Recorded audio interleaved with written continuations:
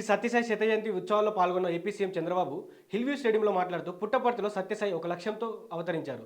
ఆయన బోధనలు కోట్ల మందిని ప్రభావితం చేశాయి. జీవితం, సందేశం మానవతా విలువలకు మార్గదర్శకంగా నిలుస్తుందని తెలిపారు. శ్రీకాకుళం జిల్లా కోటబొమ్మాలి మండలం ఎత్తురాలపాడు వద్ద ఆగిన లారీని తుఫాన్ వాహనం ఢీకొన్న ఘటనలో 4 మృతి చెందగా 6 గాయాల పాలయ్యారు. మృతులు మధ్యప్రదేశ్కు చెందిన సింగ్ పవార్, విజయ్ సింగ్ తోమార్, కుశాల్ సింగ్, సంతోషిభాయిగా గుర్తించారు. క్షతగాత్రులను నర్సన్నపేట ఆసుపత్రికి తరలించారు. పల్నాడు జిల్లా రెంటచింతల పాల్వాయి జంక్షన్లో బయోడీజిల్ బంక్లో ట్యాంక్ పేలడంతో ఒకరు దహనమై మృతి చెందగా మరొకరు తీవ్రంగా గాయపడ్డారు. అగ్నిమాపక సిబ్బంది, పోలీసులు మంటలను అదుపులోకి తెచ్చేందుకు చర్యలు కొనసాగిస్తున్నారు. రాష్ట్ర, జిల్లా, మండల, గ్రామ స్థాయిల కమిటీల నిర్మాణాన్ని వేగవంతం చేసిన పవన్ కళ్యాణ్ మంగళగిరిలో సమావేశమై పార్టీ బలోపేతంపై సూచనలు ఇచ్చారు. నెల్లూరు, ప్రకాశం, గుంటూరు, కృష్ణా, విజయనగరం, శ్రీకాకుళం జిల్లాలో పార్టీని మరింత బలోపేతం చేయాలని ఆదేశించారు. కేంద్ర బృందం కార్యకర్తలతో సంప్రదింపులు కొనసాగిస్తుంది.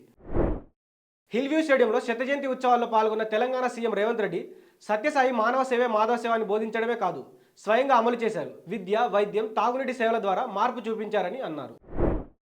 తిరుమల ప్రసాదంపై వివాదాస్పద వ్యాఖ్యలపై యాంకర్ శివజ్యోతి సోషల్ మీడియాలో క్షమాపణ తెలిపింది.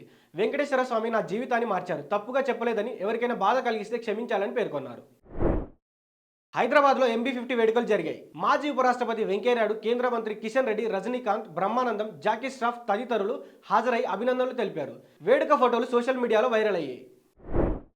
నాగ చైతన్య, కార్తిక్ దండు రూపొందిస్తున్న NC24 సినిమాకు వృషకర్మ అనే టైటిల్ ఖరారైంది. ఫస్ట్ లుక్ పోస్టర్ను మహేష్ బాబు విడుదల చేసి చైతన్యకు పుట్టినరోజు శుభాకాంక్షలు తెలిపారు. సినిమా మైథలాజికల్ థ్రిల్లర్ గా రూపొందుతుంది. Please subscribe to the channel and download the Politicos app from the links in the description.